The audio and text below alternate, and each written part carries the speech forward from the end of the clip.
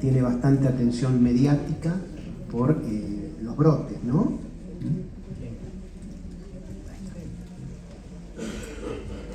Bueno, rápidamente, el botulismo es una enfermedad producida por una neurotoxina también, pero recuerden que esta neurotoxina es la más potente que existe en la naturaleza. Es la toxina del Clostridium botulinum y también otros Clostridium como el Clostridium argentinense, descrito en nuestro país, también puede producirla. ¿Por qué les digo esto? Porque la Argentina tiene una íntima relación con el botulismo, ¿sí? Que no la tiene prácticamente ningún otro país del mundo. ¿Y cuál es esta íntima relación? Nuestro país es el que tiene, probablemente ajustado a la tasa, a la población, más casos de botulismo del lactante en el mundo. Esto yo no lo voy a hablar porque es de pediatría, pero recuerden eso, ¿sí? Que nosotros tenemos más casos de botulismo del lactante, digamos, Estados Unidos y nosotros somos los que competimos para ver quién tiene más casos, ¿sí? Bueno, es lo mismo que el tétano, es decir, es un bacilo anaerobio que bajo ciertas condiciones su espora pasa a la forma vegetativa y produce esta toxina, ¿sí? El botulismo se clasifica de acuerdo a las neurotoxinas, hay varias, recuerden tres, la A principalmente, la B y la E, ¿sí? La A es la que tenemos en nuestro país desde hace muchos años. Todos los casos de botulismo son exclusivamente por toxina A. Cuando yo entré en el hospital, había cerca del 94, 95, había algunos casos de B y de E. La toxina E, recuerden, la E se relaciona con conservas de pescado. Por eso se ve mucho en el hemisferio norte, en los esquimales. Nosotros vimos algunos casos de la Patagonia, de conservas de pescado, y la B es posible que la tengamos porque alguna vez la tuvimos, y en general produce cuadros quizás a veces un poquito más leves, no siempre, pero lo que nosotros tenemos es la toxina A, que es la que produce los cuadros más graves y con mayor mortalidad. Bueno, ¿cómo se produce el botulismo? Y cuando uno habla de botulismo, y lo que más vamos a hablar ahora es el botulismo alimentario, ¿sí? La toxina está preformada en el alimento, ¿sí? Bajo cierta característica, es decir, las conservas caseras, que tienen pH alcalino, que tienen mucho aceite, por ejemplo, eso es lo que vemos mucho, ¿sí? Que a veces son dejadas en el medio ambiente y no puestas en la heladera, ¿sí? Igual cualquier conserva casera tiene riesgo, la pongan en la heladera, piensen que, por ejemplo, los escabeches tendrían que ser todos ácidos y en realidad en la manufactura casera son todos alcalinos. Si uno le pone una tirita de pH de orina, todos tienen más de 4,6. Entonces tienen riesgo. Todo eso hace que la espora germine, ¿sí? Pase a su forma vegetativa y produzca la neurotoxina. Entonces cuando uno ingiere la conserva, la mayoría son caseras. Hemos tenido algún brote por industrial, muy pocos, pero hemos tenido, de una marca conocida, pero son los menos. ¿Sí? El procesamiento industrial, uno de los objetivos del procesamiento industrial de las conservas es evitar el botulismo. ¿Sí? Entonces, germina, la neurotoxina está distribuida en el alimento y lo interesante es que está distribuido en parches. Por eso cuando ustedes ven un brote, van a ver personas que están muy graves en el respirador, otras personas que están solo con una tosis palpebral y otras personas que están totalmente asintomáticas. ¿Sí? Eso es porque la toxina se distribuye en parches y el que tiene la mala suerte de comer mayor cantidad de toxina hace los cuadros graves. Recuerden, y ahí lo ven, es la toxina más potente en la naturaleza. Recuerden el botulismo del lactante, por lo cual está prohibido formalmente por el Ministerio de Salud dar miel a los niños menores de 1 año. ¿Está? Porque la miel, digamos, naturalmente tiene esporas de botulismo. Pero lo cultivan, mandan alterarlo, ¿sí? Bueno, como dijimos, esto ya lo dijimos, está ampliamente distribuida en el suelo, igual que el Clostridium tetani, ¿sí? La neurotoxina que está preformada ingresa, ¿sí?, al organismo cuando uno la ingiere y en este caso tiene el mismo mecanismo de acción que la toxina tetánica, pero actúa a nivel de la placa neuromuscular, ¿sí? Se une a una proteína y evita que la acetilcolina se libere al espacio sináptico y que actúe sobre el músculo. Y al evitar esa liberación se produce una parálisis flácida. Ese es el mecanismo, ¿sí? Recuerden que, al igual que en el tétanos, esta inhibición es irreversible. El axón degenera y se tiene que sintetizar una nueva terminal axónica para poder volver a actuar, ¿sí? Para que ese músculo vuelva a tener actividad. Esto explica que el tétano que el botulismo sea muy prolongado. El botulismo por toxina A tiene una evolución media, digamos, entre 45 y 3 meses, hasta recuperar la función, y nosotros hemos tenido pacientes que han estado en respirador alrededor de 6 meses. Bueno, seguimos, bueno, esto ya lo dijimos, esto también, ¿sí? Fíjense que la toxina botulínica se une a este complejo de proteínas que media la unión de la vesícula con la membrana, ¿sí? Para liberar la acetilcolina. Ese es un complejo que se llama SNARE, no importa cuál es, pero distintas toxinas actúan sobre distintas proteínas, pero lo que hacen es evitar la liberación de acetilcolina. ¿Está? Bueno, ahí fíjense que sobre la sinaptobrevina actúa no solo la toxina tetánica, sino algunas toxinas botulínicas. Es decir, que el mecanismo de acción es esencialmente el mismo, es diferente la afinidad de la neurona, ¿sí? Aquí actúa sobre la terminal presináptica de la placa neuromuscular sobre todo, y también sobre las glándulas salivales. Eso explica que una de las características esenciales y distintivas del botulismo es la sequedad de mucosas, y que lo diferencia, por ejemplo, de otra parálisis flácida que es el Guillain-Barré. Bueno, acá tienen un poquito más en detalle, que es muy parecido a lo que vimos con el tétanos. Recuerden que la inhibición es irreversible, inhibe esta proteína y no se libera acetilcolina, ¿sí? Entonces no se produce la contracción muscular. ¿Cuántas formas clínicas de botulismo hay? Hay dos que son las más conocidas. Una es el alimentario, que es lo que vemos nosotros como clínicos en general, en donde se plantea el diagnóstico diferencial, y otro es el del lactante. Recuerden que el alimentario es por toxina preformada, ¿sí? Y el lactante, como tiene una flora intestinal todavía no madura, permite que la espora se colonice el intestino, sobre todo el intestino grueso, y pase a la forma vegetativa y produzca toxina in situ.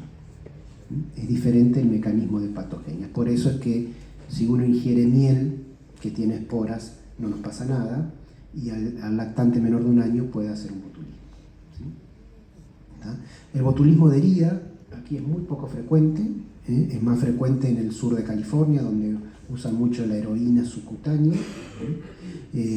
Después el botulismo indeterminado, que se ve en los pacientes que tienen alguna alteración en el tracto digestivo, que permite una sasiega y bueno, actúa más o menos como el botulismo del lactante. El iatrogénico, por el uso terapéutico y estético de la toxina, es muy poco frecuente, pero se está viendo ahora hubo un brote recientemente en Turquía, porque gente de Europa, sobre todo Alemania, iba a Turquía a aplicarse toxina intragástrica para bajar de peso, aparentemente, porque eso producía una parálisis del estómago, y aparecieron en el año pasado 70 casos, algunos en Turquía y otros cuando volvían a Alemania u otros países, ¿sí? Es decir, que puede aparecer. En general es por una aplicación indebida, por mayores dosis. Si se usan las dosis habituales, en general no pasa esto. Nosotros tuvimos un solo caso que se aplicó, una médica que se aplicó, toxina con fines estéticos e hizo una parálisis, una tosis palpebral bilateral que le duró 1 año. ¿Está? Pero yo vi uno solo en mi vida. Y bueno, el inhalatorio, se habló mucho de bioterrorismo, esto por ahora no ha progresado afortunadamente. Bueno, ¿y cuál es el periodo de incubación? Y recuerden que el periodo de incubación del botulismo alimentario es muy corto. El paciente ingiere el alimento y dentro de las 24 horas, 36 horas, empieza con los síntomas. El botulismo del lactante, como muchas veces no se sabe cuál es la fuente, no podemos saber el periodo de incubación. Esa es la verdad. Se dice que es un periodo corto. Yo he visto casos en donde uno piensa que han sido alrededor de 17, 20 días incluso. Recuerden que la la espora tiene que germinar en el intestino, pasar a la forma vegetativa y producir toxina, ¿sí? La toxina preformada, como ya está preformada, inmediatamente produce el síntoma prácticamente, ¿sí? Y el botulismo de herida también tiene un periodo de incubación muy largo. Bueno, ¿qué es lo que van a ver en el botulismo? En general empieza con un síndrome digestivo, pero a veces una o dos deposiciones diarreicas y se le va al paciente. No es algo importante. Y luego, dentro de las 24 o 36 horas, empieza con compromiso de pares craneales en forma bilateral. Todo es bilateral y simétrico y descendente, como para recordar una regla: bilateral, simétrico, descendente. Afecta pares craneales, generalmente produce sobre todo los pares craneales a nivel ocular. Una de las manifestaciones primeras es la visión borrosa, después aparece la ptosis palpebral, después la oftalmoplejía, la sequedad de mucosas. No siempre está presente la sequedad de mucosas, pero cuando está presente es un signo muy distintivo, porque no hay otra parálisis flácida que produzca sequedad de mucosas, ¿sí? El descenso simétrico cefalocaudal, ausencia de fiebre, igual que en el tétanos, y el paciente siempre está lúcido. En general no hay trastorno de sensibilidad. Nosotros hemos visto algunos pacientes con algunas parestesias, pero nada más. Entonces recuerden, toda parálisis flácida, no solo piensen en Guillain-Barré, ¿sí? Es el diagnóstico más frecuente, pero también tengan presente por lo menos el botulismo, ¿sí? Bueno, como les dije, es una parálisis, más del 50% tienen manifestaciones gastrointestinales, pero no dominan para nada el cuadro. Muchos pacientes ni siquiera lo refieren, ¿sí? Es una parálisis descendente simétrica con afección de pares craneales, parálisis secretoria con la sequedad de mucosa, sobre todo bucal, afección respiratoria en los casos graves. Recuerden, la posibilidad de paro respiratorio siempre está presente en el botulismo. Incluso eso es impredecible. Nosotros hemos tenido pacientes que están perfectos, nos damos vuelta y tuvimos una paciente cuando yo entré y que la verdad que no me lo olvido más, estaba perfecta, nos dimos vuelta, paro respiratorio. Entonces, ¿qué quiere decir esto? Todo paciente con sospecha de botulismo, al igual que con tétano, debe estar monitoreado en una terapia intensiva, ¿sí? El cuadro autonómico que ahí les puse no es frecuente y es menos grave que en el tétano, ¿sí? Bueno, la oftalmoplejía, visión borrosa, seguida de midriasis paralítica bilateral. Antes, cuando yo entré en la terapia, un axioma era todos los botulismos tienen midriasis paralítica bilateral. Después empezamos a ver que solo un 50%. En general, lo que sí se ve es la visión borrosa, a veces la diplopía y el reflejo motor o abolido o enlentecido. Eso es lo más frecuente, ¿sí? Bueno, también en los casos graves ya hay parálisis de pares craneales más bajos y afección de reflejo faríngeo, laringio. Cuando empieza a aparecer pares craneales bajos, uno debe sospechar, digamos, uno debe pensar que el paciente está grave y que la posibilidad de paro respiratorio es inminente, ¿sí? Bueno, acá otras parálisis que les muestro. Fíjense que los pacientes deben ir a terapia intensiva porque muchos, un 30% hacen falla respiratoria, un 87% de los pacientes que ustedes lo ven en la terapia a las 48 horas están intubados. Entonces, progresan en general rápidamente. Y recuerden que la parálisis muscular es proximal. Eso es muy importante para diferenciarlo. Ustedes van a ver al botulismo que no se mueve y le piden que mueva las manos y lo hace perfectamente así. Eso es muy típico del botulismo. Bueno, esto es cómo es la evolución. Principalmente inicia en visión borrosa, progresión cefalocaudal, bilateral y simétrica. Cuando lo vemos en la terapia, la mayoría de los pacientes tienen o visión borrosa o ptosis palpebral. Eso es lo que nosotros vemos. La midriasis puede estar o no, y la mucosa seca, cuando están presentes, prácticamente hacen el diagnóstico. Y fíjense, los pacientes necesitan una ventilación mecánica prolongada, ¿sí? En promedio 45 días. Bueno, acá les muestro nuestra experiencia.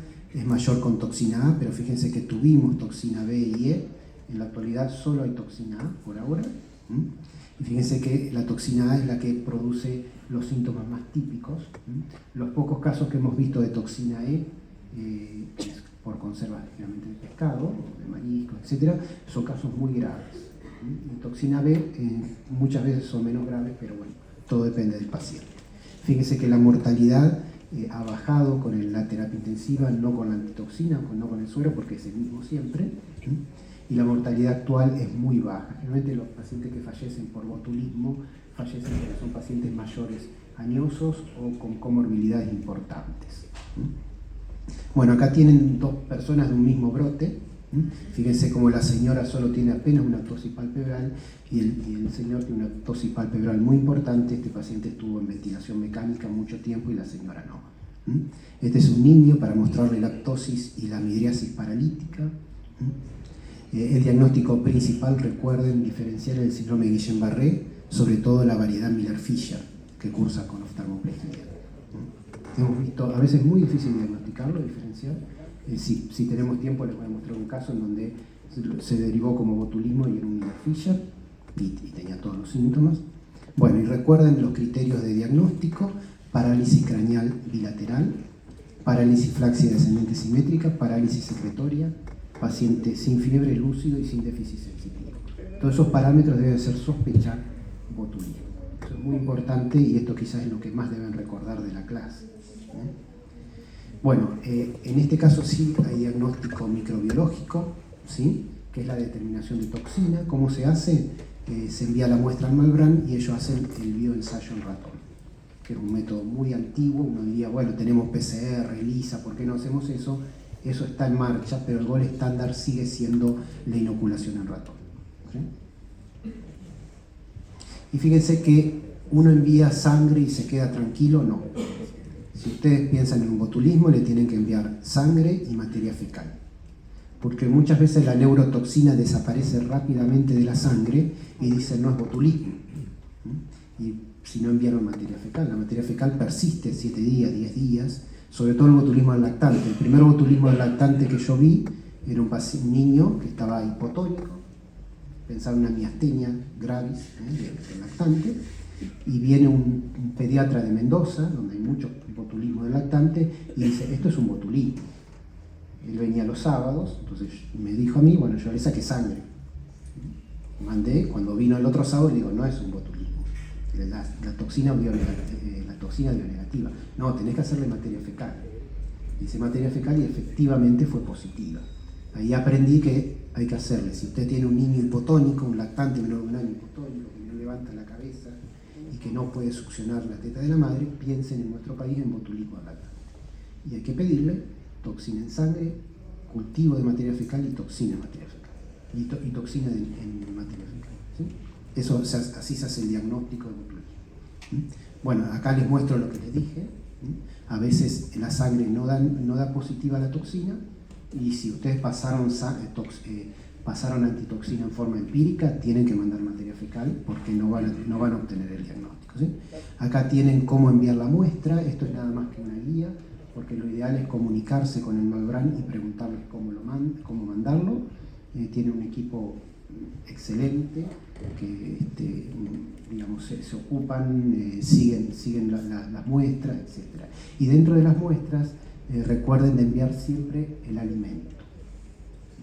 Aunque el paciente haya lavado el envase, lo haya tirado a la basura, le tienen que pedir que lo traiga. Porque muchos pacientes, cuando empiezan a aparecer casos, empiezan a lavarlo, lo tiran para, digamos, desentenderse de la situación, ¿no? Nosotros tuvimos el último brote, que fue unas conservas de berenjena en el año nuevo del 2021, en plena pandemia, ¿no? La señora lavó y tiró el envase, lo trajo y tenía la misma toxina que tenían los pacientes. Entonces es muy importante pedirle que nos aporten el alimento,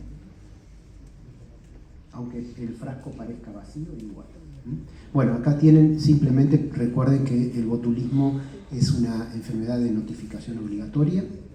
Si ustedes tienen un caso de botulismo, pueden pedir la antitoxina al ministerio o a la terapia intensiva de nuestro hospital, que siempre tenemos una reserva para estos casos. Bueno, recuerden, el tipo A es la que tiene, digamos, la mayor mortalidad y desgraciadamente es la que tenemos en nuestro país.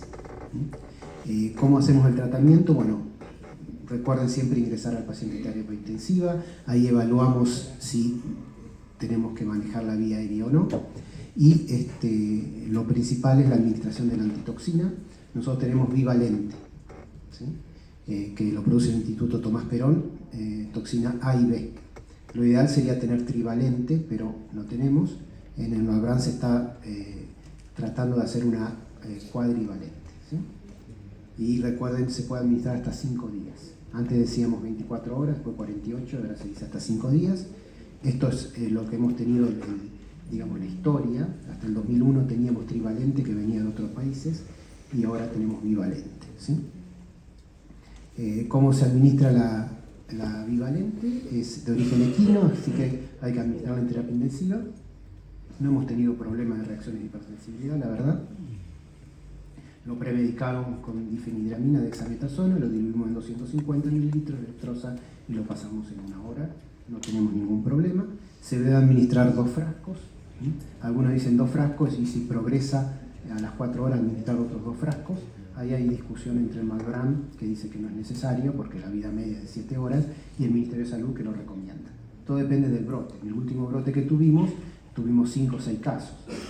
Teníamos poca antitoxina. Si administramos a todos los casos que progresan 2 dosis más, cuando empiezan a aparecer otros casos no tenemos.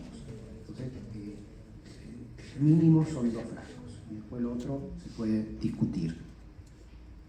Bueno, recuerden esto de la recuperación. Nosotros hemos tenido pacientes hasta 6 meses en el respirador, pacientes que desarrollan una dependencia psicológica al respirador.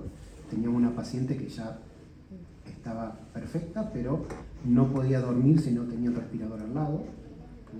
Por ejemplo, y otros que caminan, ¿sí?, todo el día con el respirador, ¿sí? Que lo tenemos que mandar a rehabilitación porque no se los puede detectar, porque es una experiencia muy traumática, porque el paciente está totalmente despierto durante esos 6 meses con el ventilador, ¿sí?